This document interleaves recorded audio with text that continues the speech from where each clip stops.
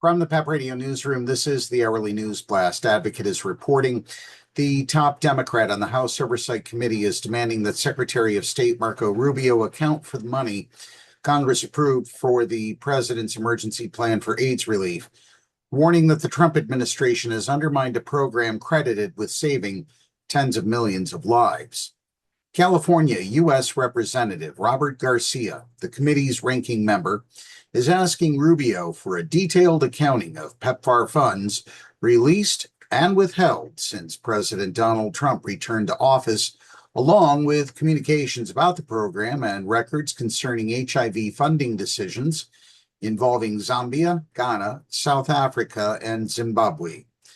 In a letter sent Wednesday to Rubio, Garcia gave the State Department until August 26 to respond. The Trump administration has taken unprecedented steps to disassemble the PEPFAR program and withhold or delay crucial life-saving funds, Garcia wrote. PEPFAR, created under President George W. Bush in 2003, has been credited with saving about 26 million lives, but its infrastructure has faced repeated disruptions since Trump ordered a 90-day pause on most foreign assistance in January 2025 and moved to dismantle the U.S. Agency for International Development. The Trump administration has remained opaque about the status of funds appropriated for the PEPFAR program and whether they have been dispersed, Garcia wrote to Rubio. As the Advocate reported at the time, Rubio soon issued a waiver intended to preserve life-saving humanitarian assistance, but subsequent State Department guidance limited PEPFAR-funded PrEP during the review to pregnant and breastfeeding women, excluding other people at high risk of acquiring HIV, including many LGBTQ+ people.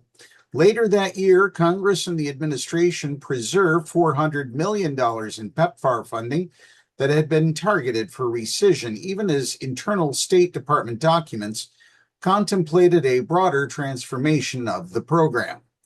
The consequences have continued to emerge. The Advocate reported last month that an AmFAR survey of 166 PEPFAR-funded organizations found delayed or terminated funding contributed to the closure of at least 1,700 HIV service sites and the loss of more than 16,000 full-time workers.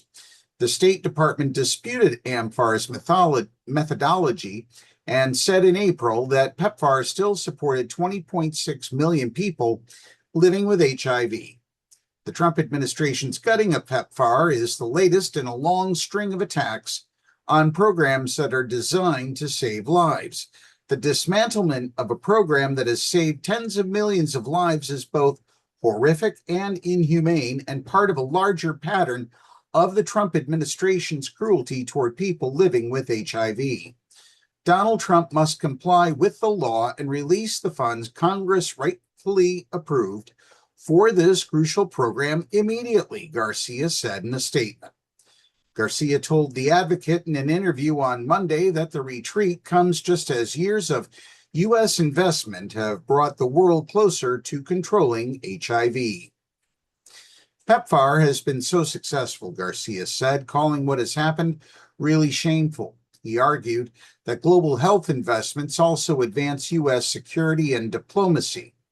The president just doesn't believe in investing in global health and doesn't understand what investing in global health actually does for our own safety and our own standing in the world, Garcia said. Garcia said congressional scrutiny will continue. We're a global world, he said, and if we're going to eliminate HIV and AIDS around the world, that's going to be a good thing for us here in the U.S. as well. And that's the News Blast for this hour. PEP Radio is available on the Live 365 app, the homepage at paequality.com, Roku, Alexa, and wherever you find streaming radio. Up next, we have the Meadville area weather forecast here on PEP Radio.